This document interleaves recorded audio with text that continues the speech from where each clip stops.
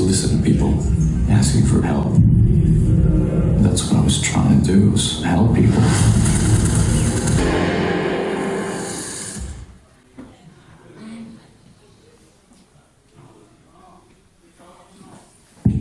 Allora, buongiorno, ciao a tutti, benvenuti a questo panel di Netflix per la terza stagione di Daredevil.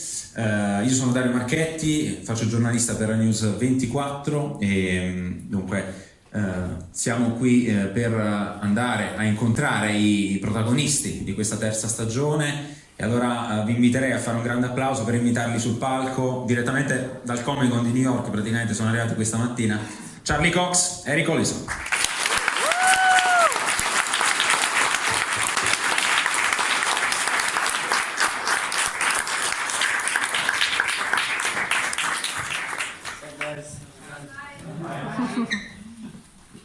We'll get to that later, but now I'm going to start with Charlie.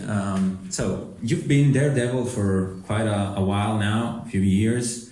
How do you feel is your relationship with the character itself?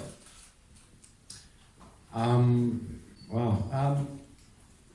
know, I guess I feel like it's you never quite have full ownership of a Marvel superhero. This character has existed in print since 1964. I certainly have felt like I've got to know the character very well over the last 4 years. I feel very privileged to have been lent the character. But I guess that's really how I feel, is that I have I'm being loaned the chance to play with Daredevil for a few years. I guess that's the best way I can put it. Obviously, it's a character that has lots of history, especially in print. What would you say is the Charlie Cox spin on Matt Murdock? I don't know that there's a spin. You know, if you read the Daredevil comics from 1964 up until present day, you know, the character of Matt Murdock changes quite a lot depending on who's writing him, who's drawing him. And so, you know, when we started this process in 2014, we discussed a very specific Matt Murdock that is reminiscent of Frank Miller's Matt Murdock, of Brian Michael Bendis' Matt Murdock, of Joe Quesada and Kevin Smith's Matt Murdock. If anything, the elements that pre-existed, but that me, the actor, wanted to include were I really love exploring the morally questionable sides to a superhero. So I really love it when we have scenes with this character who, of course, is ultimately a force for good, but behaves in ways that aren't always the most that don't shed him in the nicest light.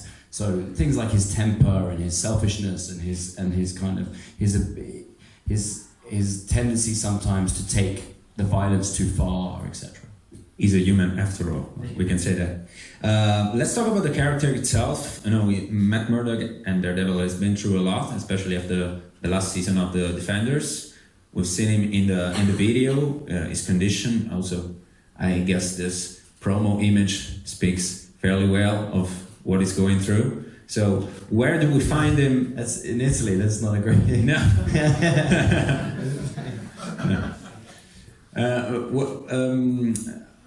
Both physically and emotionally, where did we find him at the beginning of season 3?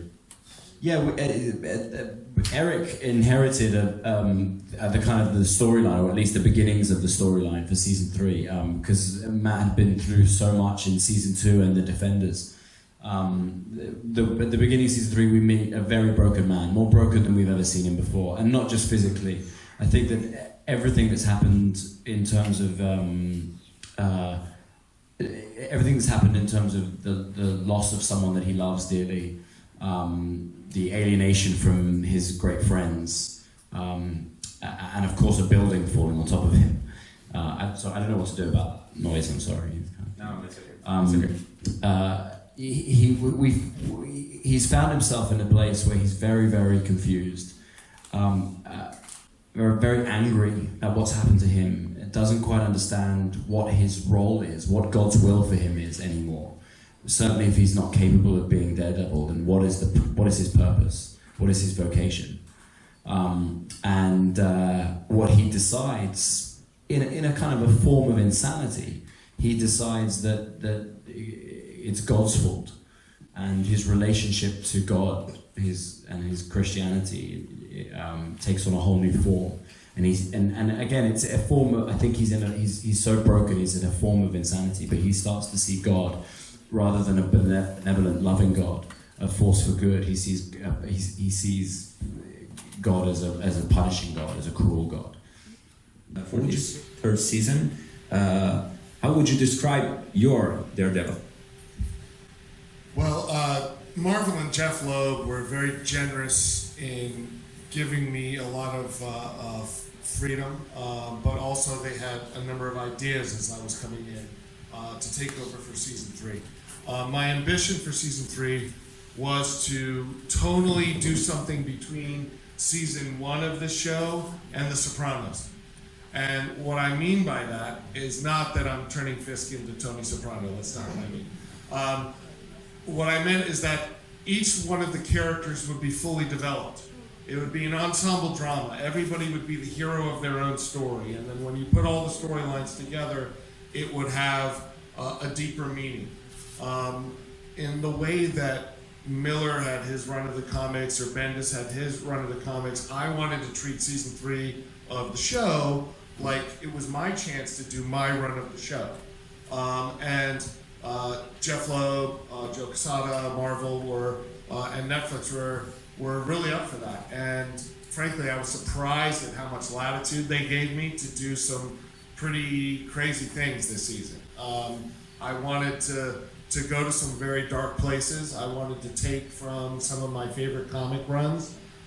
It is an original story, which takes pieces of Born Again, takes pieces of Guardian Devil and Out and some of the others. But my overall goal was to give my fellow nerds everything that we want. Let's give an applause to this man. I want everybody to get what they want, but I want to do it in a way that you're not going to expect it. I really want to surprise all of us and not just translate the comics directly, because the television show is its own art form. And Karen Page in the TV show is very different than she is in Born Again.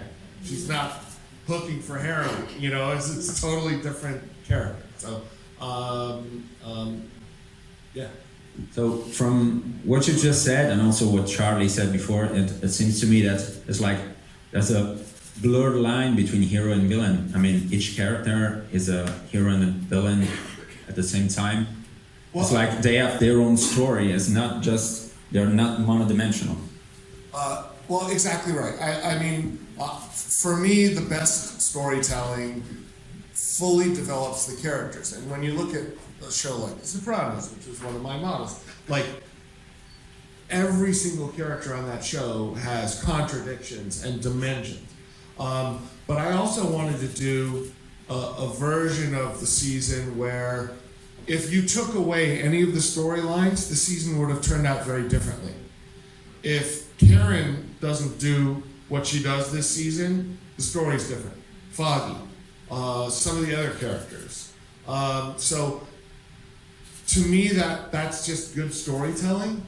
But also, I just personally, my philosophy of writing is that nobody is the sidekick. They are their own character. And so I was very interested in going in and more fully developing Karen and Foggy, and we're going to meet Foggy's family, and we're going to see pieces of Karen's backstory that are going to really fill her out.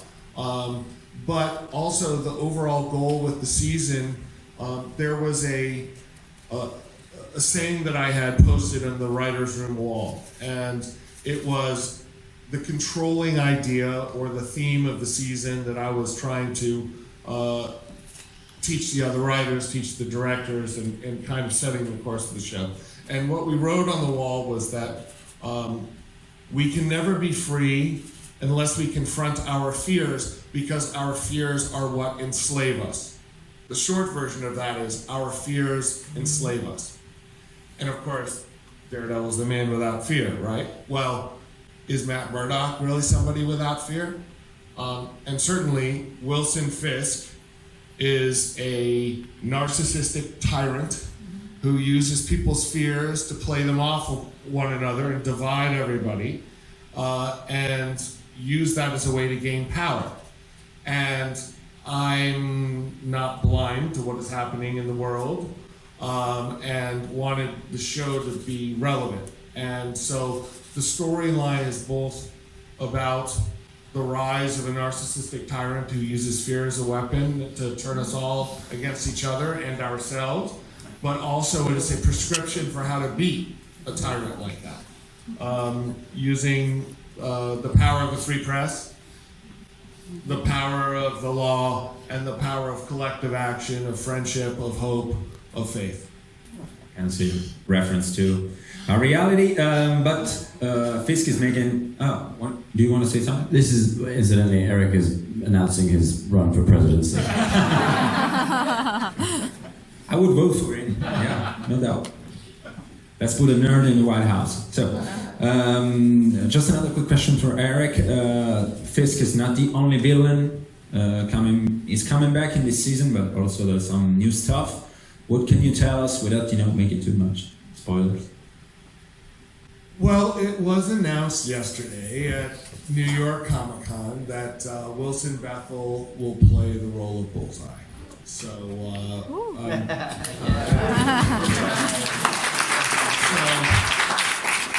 it's so funny. Charlie and I have been guarded about that word for more than a year now. Like, we had it literally had a dartboard in the writer's room, and I was so paranoid that somebody would take like a selfie or something of us playing darts, and all you guys would go, "They're doing Bullseye!"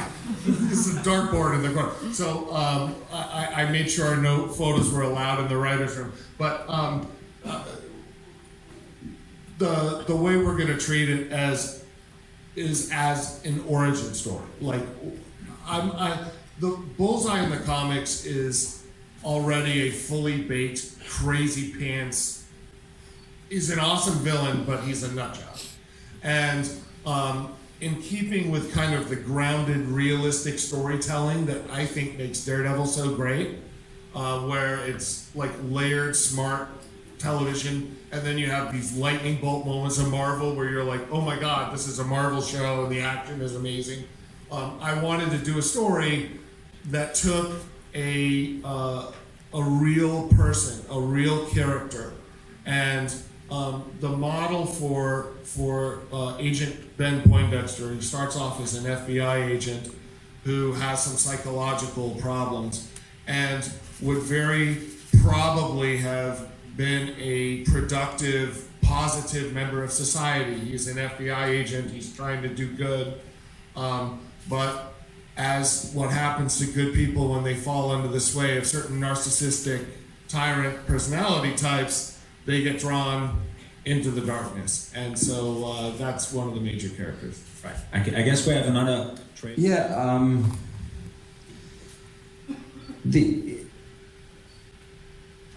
trying to make sure I don't kind of say the same thing I already said.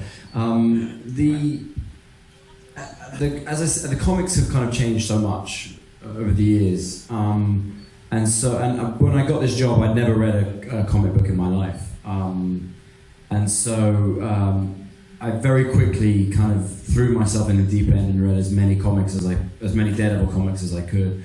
And one of the things I discovered is that the tone of the comics and the characters themselves changed based on who's writing them, who's drawing them, etc. So I have a few favorites that I think have best represented the show, the tone of the show, and the tone of the character. They include, of course, Frank Miller's Born Again, Frank Miller's Man Without Fear, as well as Guardian Devil, Out, End of Days, everything Brian Michael Bendis did with Alex Maleev, Brubaker Lark stuff, up until the recent stuff. And you know what I do now is I read comics on my free unlimited Marvel account. He's not going to share it with, with you guys. That's how I'm paid, by the way. I just get a free account. And what I screen grab images that I really like, or passages that I really like that feel they represent what we're trying to do with the show. Right. Same question for Erik.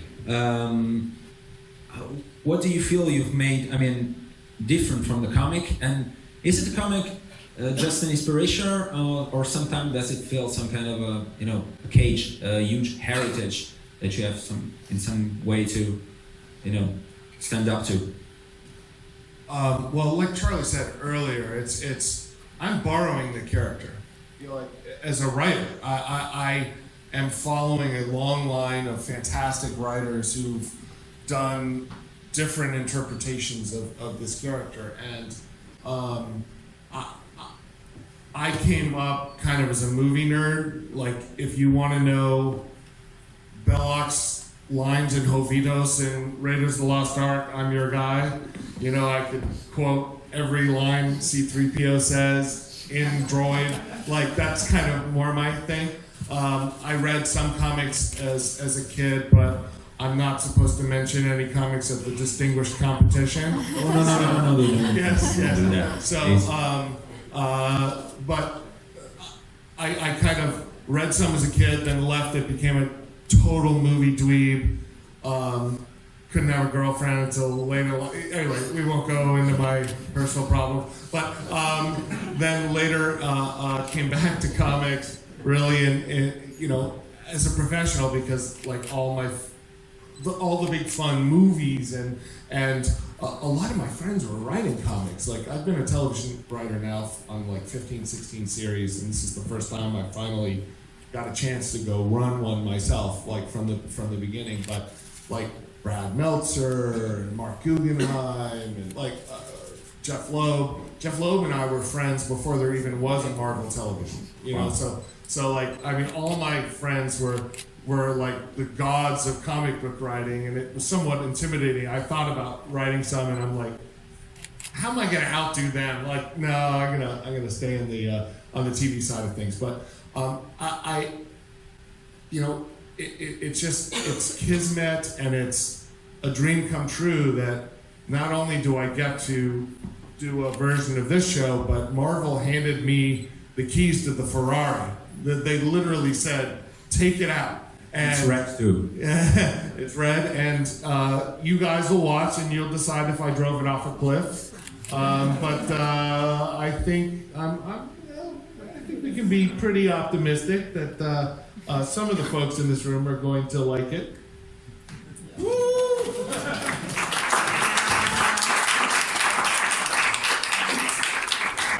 So thank you guys, and now we're gonna open up the panel from questions from the audience. So who wants to go first?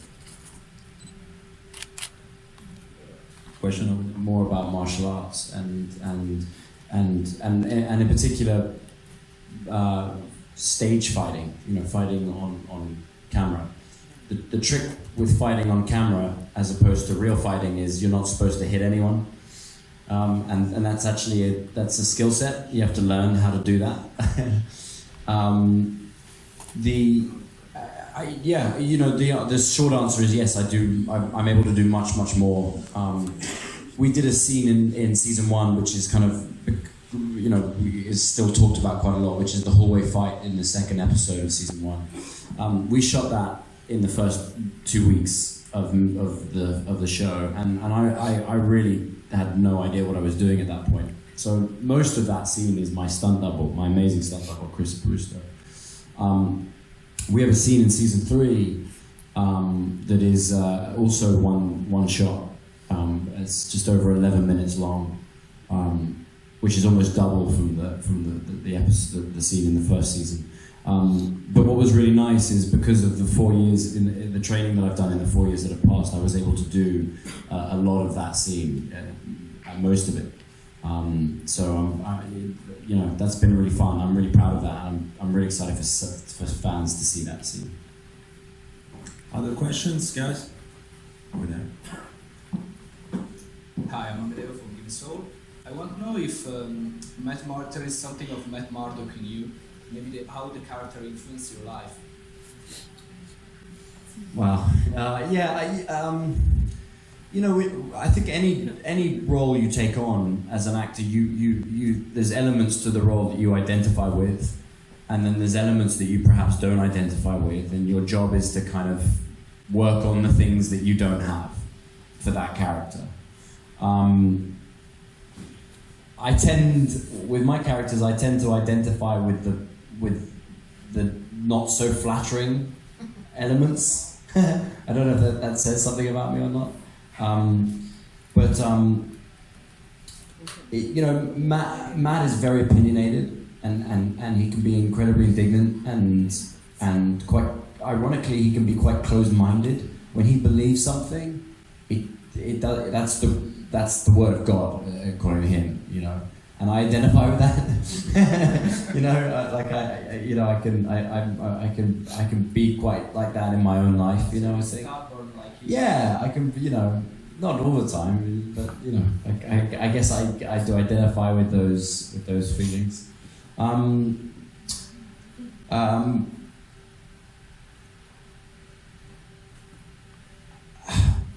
One of the things I'm kind of making this up as I go along. One of the things that I really like about Matt Murdock is that he doesn't care what people think. He doesn't give a shit about what people think. And he has no problem. I'm sorry, I don't know how to stop doing that. Maybe I don't know how to use a mic. I can't sing. He has no problem telling people the truth and letting them have whatever feelings they have. He's not a people pleaser. I'm a people pleaser. So one of the things I think I'm learning from Matt, or that I'd like to incorporate in my life more, is to be independent of the good opinion of other people more, if you know what I mean. Like so that I'm, you know, just not to the same extent, but just the idea of like just being a bit freer and not really caring what. It's hard as an actor sometimes, you know. Kind of part of our job is to care what people think, you know what I mean. And I'm trying to learn to not care as much about what people think. Thank you. Yeah. What do you think about your Daredevil in Marvel Cinematic Universe? How would your Matt Murdock act with Captain America, Thor, and the other ones? Well, I don't know that he will. You know, as far as I'm aware, there's no plans for that to happen. It would just be cool, you know. Yeah, I mean, I'm a huge. Irony being is that I'm a huge fan of all of those films. I'm a huge geek when it comes to that kind of stuff. So. I don't know how to. It's tricky for me to answer that question because I don't know. But hopefully they'd like him. You know, hopefully they'd let him like be part of the gang. I don't know. Thank you. I want to ask: is more difficult for you acting like the blind Matt Murdock or the leading weapon Daredevil? It's more.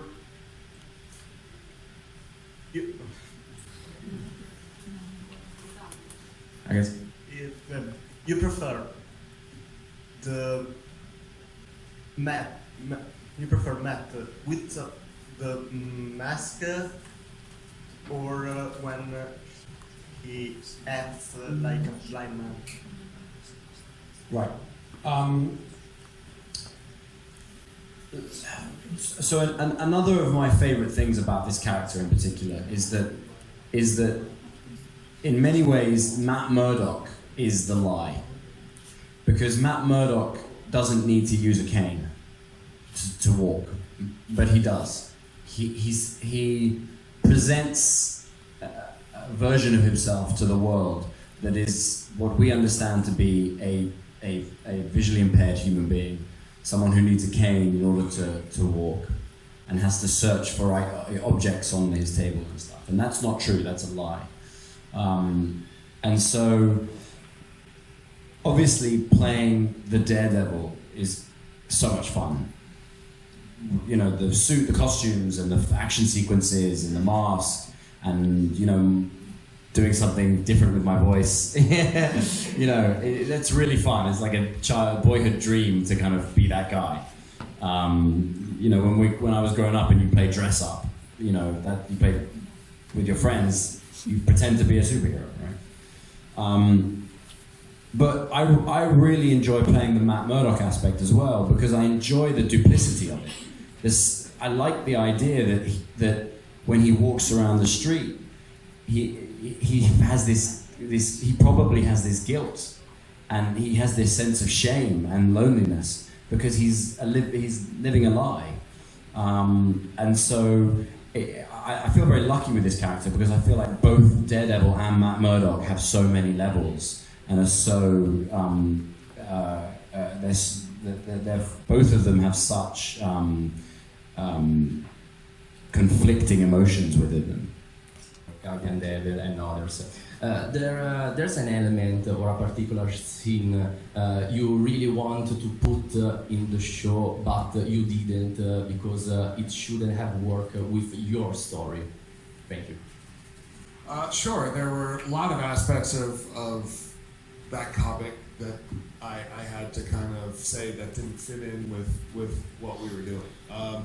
One of the great things about working at Marvel is you are surrounded by fellow nerds who all totally geek out about certain panels of certain comics.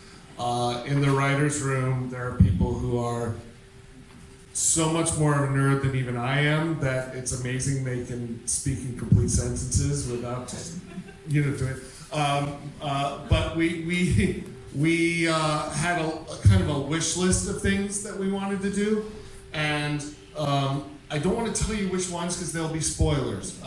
But there are Easter eggs all over this show. There are, if you are a fan of the comics, I'll be really curious actually to see which ones slip by you and which ones are caught. And I'm guessing Marvel fans are so awesome, they're pretty much going to go freeze frame by freeze frame by freeze frame. Is there an Easter egg in here or not? But there are inscriptions on walls. There's all sorts of stuff, in just even in the deep background that tie into it. And there are some very iconic panels which we used and modified or twisted just a little bit so that you will recognize them and you'll be like, oh yeah, but it'll still fit in with the story that we were telling. So it'll still be fresh and original, but scratch that itch. What I tend to like is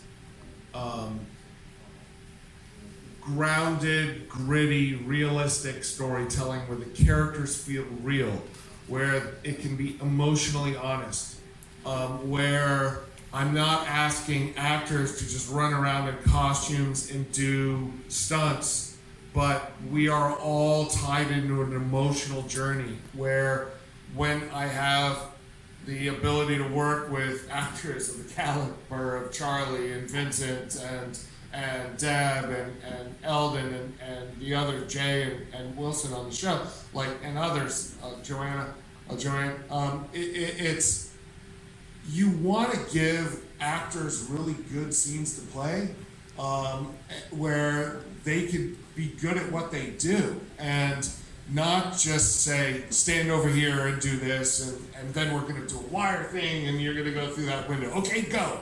They look at me like, what? What does that have to do with anything? So I very much set out in the beginning of this season to tell a story that would bond the audience and the characters on the screen. And every director that came through, I was very specific about how I wanted it shot. And I said that I wanted the audience to experience the season, not watch the season. And that tied into the lenses that Chris Lavaseur, the director of photography, and I were talking about in the beginning, the ways that the camera would move. That tied into the ways the directors and I spoke about how to make sure that the actors had everything that they needed so that they could go be emotionally honest and real. My goal with season 3 was very much to do a super premium drama, like with twists and turns, but oh, by the way, it's also Daredevil. It's also Marvel. It also has action sequences like that. So that was what I meant when I said somewhere between season 1 and The Sopranos. So, Nolan, yes, big influence. The black suit is more comfy. Yeah, right, yeah. But you know, as I've become over the last 4 years, I've become a fan of the character so much.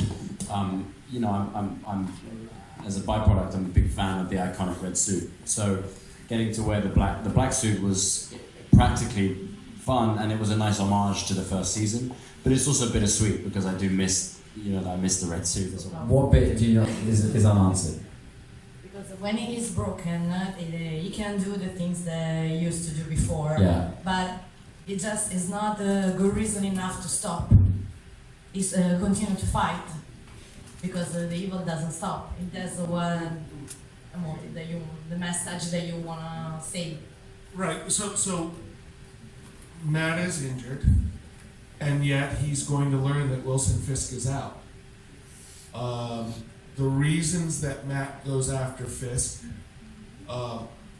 will be very complicated, but that becomes much of the fuel that will help Matt overcome the physical, spiritual, and emotional injuries that he's having, and along the way, along that journey, help find himself again and become whole again. Okay, guys, time's up. Thank you all for coming here. Let's give another round of applause to Congress, Erik Oleson.